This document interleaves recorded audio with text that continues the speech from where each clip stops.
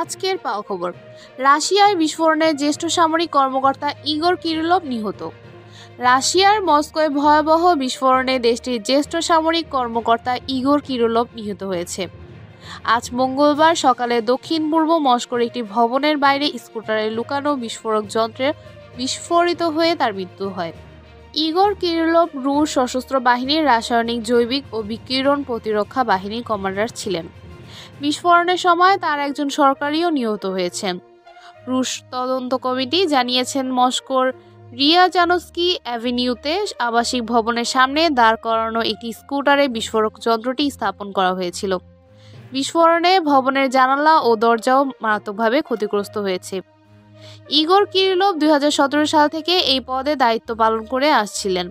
ইউক্রেনে রাসায়নিক অস্ত্র ব্যবহারের অভিযোগে গত অক্টোবর যুক্তরাজ্য তার উপর নিষেধাজ্ঞা আরোপ করেছিল।